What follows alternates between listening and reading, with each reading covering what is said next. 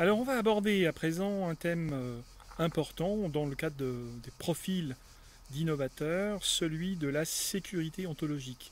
C'est un terme important parce que c'est cette espèce de force qui anime les innovateurs qui leur permettent de persister bien, tout au long de leurs tests, de leurs tentatives, de leurs propositions nouvelles.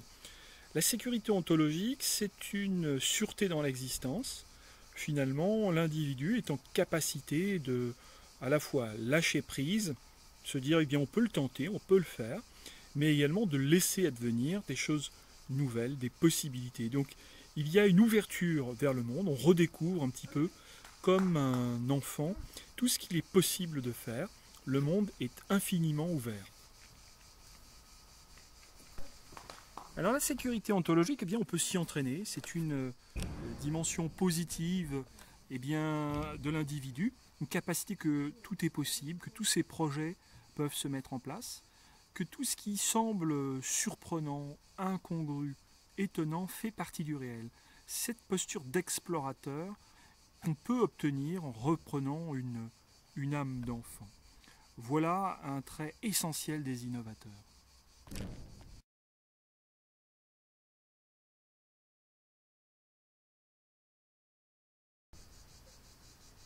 Bien écoutez, après ces magnifiques images, il nous reste à dire comment développer cette sécurité ontologique.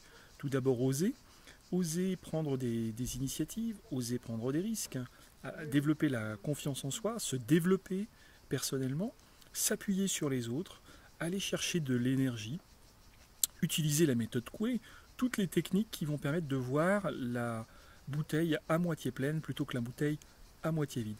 C'est un entraînement qui fait que ce n'est pas un échec auquel on assiste, mais à une semi-réussite et qu'il suffit d'essayer encore et d'essayer encore pour faire en sorte qu'une tentative pédagogique devienne une réussite qui se peaufine au fur et à mesure, que son capital d'expérience vienne augmenter un portefeuille de réalisation et de modalités à combiner et à bricoler. Cette capacité à constituer son expérience et son portefeuille nécessite pour l'innovateur d'avoir une conscience de soi et de développer ses capacités de réflexivité. De voir quand ces initiatives, ces prises de position sont mises en œuvre, eh bien qu'est-ce que ça a comme effet sur son environnement, sur les groupes de participants et sur les organisations dans lesquelles ça s'insère. Merci, c'est tout pour cette séquence.